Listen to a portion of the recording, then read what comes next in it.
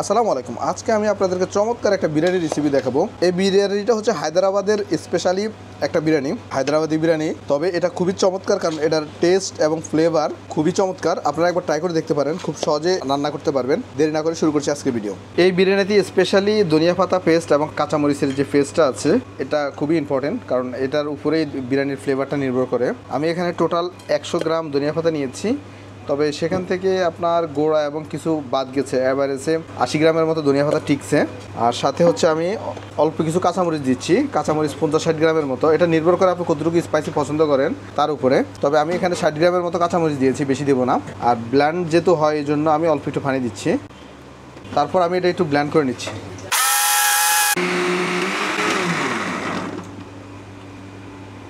Proper smooth paste করে নিতে হবে। আমি এখানে টোটাল 1 কেজি 800 গ্রাম মুরগি নিয়েছি। 2 কেজি নিতে পারেন আপনারা, কোনো অসুবিধা নেই। আর মুরগিগুলোর সাইজ একটু বড় সাইজ করে কেটে রেখেছি, 8 পিস করে। আর মশলার ভিতরে আমি এখানে দিচ্ছি আদা রসুন বাটা 1 কাপের 3 ভাগের 1 ভাগ, টক দই দিচ্ছি 1 কাপের 3 ভাগের 1 ভাগ।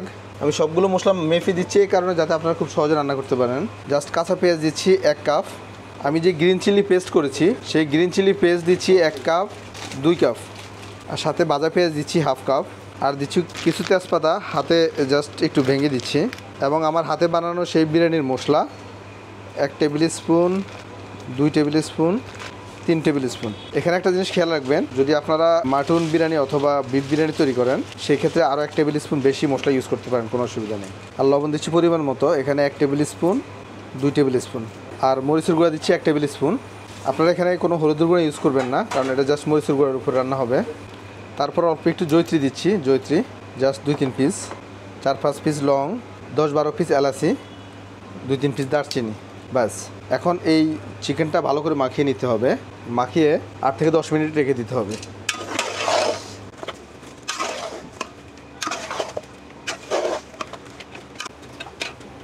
বাস, আমি এইভাবে চিকেনটা মাখিয়ে 10 মিনিটের মতো রেখে দেবো। তারপর তেল এবং বাকি আরও 2-1টা মশলা আছে, এগুলো অ্যাড করবো। তারপর জাস্ট অল্প একটু কাসুরি মেথি অথবা মেথি পাতা, যেটাই বলেন আপনারা, অনেকে ফিনাগ্রিক বলে, ফিনাগ্রিক লিফ। এই কাসুরি মেথি দিয়েছি অল্প একটু। এটা আগে দেওয়া যেত, কিন্তু আগে দিলে এটার ফ্লেভারটা অনেক স্ট্রং, চিকেনের ভিতরে চলে যাবে, এই জন্য আমি এটা পরে অ্যাড করেছি।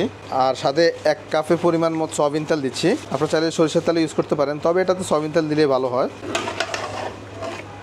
বাস, তারপরে হালকা একটু মাখিয়ে আমি উপরে আলু দিয়ে দেবো। তারপর উপরে আলু দিয়ে দিচ্ছি। আলুগুলো সাইজ করে একটু বড় করে কেটে নিয়েছি।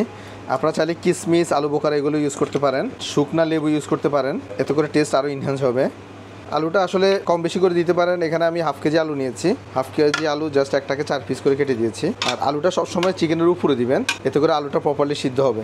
আমি বিরিয়ানির জন্য এখানে বাসমতি চাউল নিয়েছি, টোটাল 1.5 কেজি। আপনারা চাইলে চিনি গুঁড়া চাউল দিয়েও রান্না করতে পারেন, তবে সেক্ষেত্রে রাইস কুকিংয়ের একটু সময়ের ব্যবধান আছে, সেটা আমি ভিডিওতে ডিটেলস বলে দেবো। আচ্ছা, আমি এখন যে টেকনিকটা বলবো, বিরিয়ানির চাউল কিন্তু একটা প্রসেস আছে। রেস্টুরেন্টে আমরা যখন রান্না করি, চাউলগুলো খুব সফট মোলায়েম হয়। তার কারণটা হচ্ছে, চাউলগুলো আমরা কী করি, একবার ওয়াশ করে পানিতে 30 মিনিট ভিজিয়ে রেখে তারপর আবার 10 মিনিট পানি ঝরিয়ে নেই। এতে করে বিরিয়ানি রান্না করলে বিরিয়ানির চাউলের টেক্সচারটা খুব সুন্দর হবে এবং চাউলগুলো ভাঙবে না এবং চাউলগুলো অনেকটা মোলায়েম হবে। সো আমি এখন চাউলটা জাস্ট একবার ওয়াশ করে 30 মিনিটের জন্য ভিজিয়ে রাখবো, তারপরে 10 মিনিটের জন্য পানিগুলো ঝরানোর জন্য রেখে দেবো। তারপর বিরিয়ানি রান্না করব। যখন আপনারা চিকেন বিরিয়ানি রান্না করবেন, সেক্ষেত্রে কিন্তু চাউলটা 70% কুক করে নেবেন। আর যখন বিফ অথবা মাটন বিরিয়ানি রান্না করবেন, সেক্ষেত্রে 60% সিদ্ধ করলে চলবে। তবে চিকেন বিরিয়ানিতে অন্তত মিনিমাম 70%। আর যদি 75% অথবা 80% করেন, তাও কোনো অসুবিধা নেই। আমি এখানে কয়েক পিস এলাচি এবং 3-4 পিস তেজপাতা আর কয়েক পিস লং দিয়েছি। বিরিয়ানির রাইস সিদ্ধতে অবশ্যই একটু জয়ত্রী দিতে হবে, এতে করে অ্যারোমাটা ভালো আসবে। আর হচ্ছে আপনার 2-3 পিস দারচিনি। আচ্ছা, এই মশলাগুলো দিয়ে রাইসটা একেবারে পরিপূর্ণভাবে ফুটিয়ে নিতে হবে, একদম যাতে বাবলিং আসে। তারপর রাইসটা দিতে হবে। আর এই পানিতে লবণের পরিমাণটা খুবই একটা ইম্পর্ট্যান্ট একটা ব্যাপার। লবণটা অবশ্যই পরিমাণের থেকে একটু বেশি দিতে হবে, কারণ পানিটা যখন আপনারা স্টেন করবেন, লবণগুলো সবগুলো পানির সাথে চলে যাবে।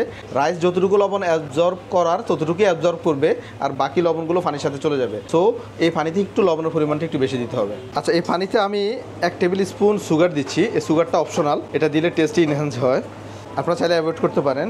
আর এখানে আমি পানি দিয়েছি টোটাল 3.5 লিটার। আর লবণের পরিমাণটা আমি একটু দেখাই দিই। 1 টেবিল স্পুন 2 টেবিল স্পুন, আমি টোটাল 3 টেবিল স্পুন লবণ দিয়েছি এখানে, অর্থাৎ প্রতি লিটারে 1 টেবিল স্পুন করে লবণ আপনারা দিলেই চলবে। চাউল ছাড়ার আগে অবশ্যই পানিটা একেবারে পরিপূর্ণভাবে হিট আপ করে নেবেন, যাতে পানিটা ভালোভাবে বলক আসে। তা না হলে কিন্তু চাউল ছাড়ার সাথে সাথে চাউল থেকে আঠা বের হয়ে যাবে, বিরিয়ানির রাইসের টেক্সচারটা ভালো হবে না। ওকে, আমি চাউলটা দিয়ে দিচ্ছি। আপনারা যদি চিনি গুঁড়া চাউল দিয়ে এই বিরিয়ানি রান্না করেন, সেক্ষেত্রে রাইসটা জাস্ট 60% সিদ্ধ করবেন। আর চিনি গুঁড়া চাউল দিয়ে যদি আপনারা খাসির মাংস অথবা গরুর মাংস দিয়ে বিরিয়ানি রান্না করেন, সেক্ষেত্রে চাউলটা জাস্ট 30 থেকে 40% সিদ্ধ করবেন। আচ্ছা, রাইসটা আপনার 70%-এর উপরে কুক হয়েছে কীভাবে বুঝবেন? রাইসটা কী করবেন, হাতে নিয়ে জাস্ট একটা চাপ দিবেন। চাপ দেওয়ার পরে দেখবেন যে মাঝখানে হালকা একটু আপনার দানা দানা মনে হয়, তাহলে মনে করবেন যে আপনার 70% কুক হয়ে গেছে। আর আরেকটা কাজ করতে পারেন, জাস্ট মুখে নিয়ে দাঁতে হালকা একটু চাবান দিবেন, তাহলে দেখবেন যে মাঝখানে একটু মনে হচ্ছে যেন একটু দানা দানা আছে। ওই পর্যায়ে আসলে রাইসটা তুলে সঙ্গে সঙ্গে স্টেন করে নিতে হবে।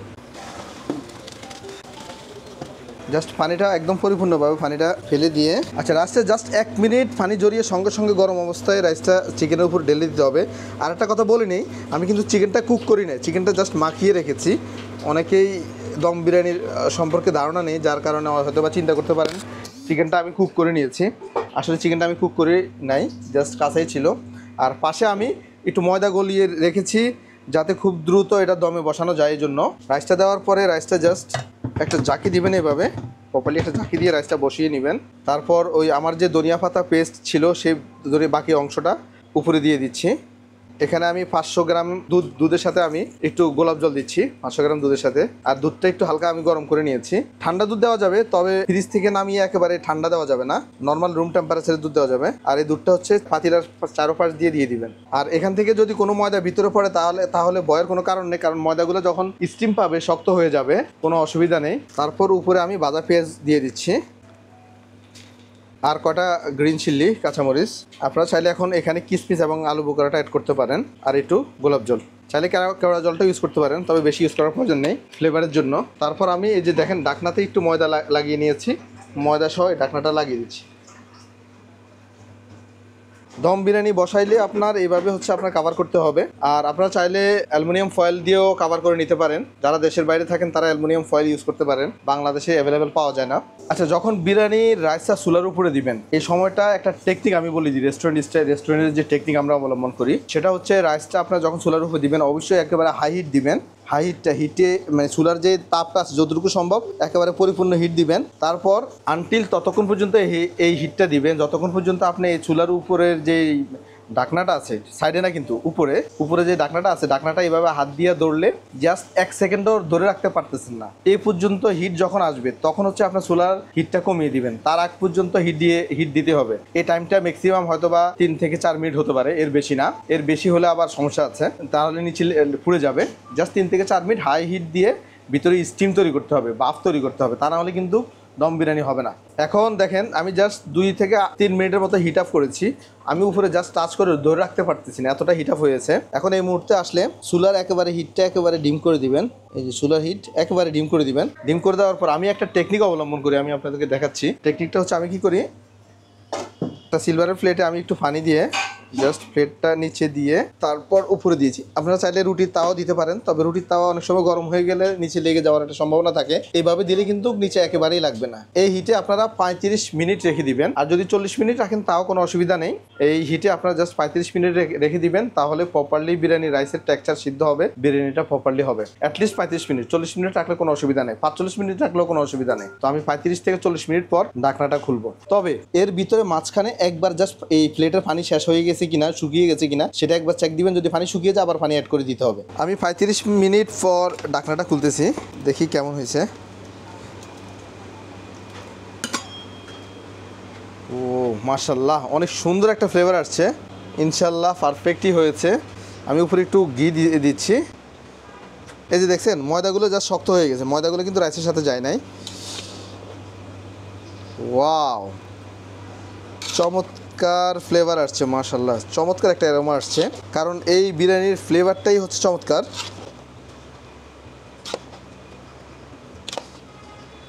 ও, আমি একটু ট্রাই করে দেখি, আমি জাস্ট অল্প একটু ট্রাই করে দেখি। এই বিরিয়ানির ফ্লেভার আসলেই চমৎকার, একবার ট্রাই করে দেখতে পারেন। আর যখন এই স্টাইলে একবার রান্না করবেন বারবার রান্না করে খেতে মন চাইবে। বিসমিল্লাহ। টু বি অনেস্ট, এটা যে ফ্লেভার এবং এটার স্পাইসি কম্বিনেশন অস্থির অস্থির। দেরি করা যাবে না, খেতে হবে। আর আমার জন্য দোয়া করবেন আর নতুন নতুন ভিডিও যাতে আপনাদেরকে উপহার দিতে পারি। আল্লাহ হাফেজ।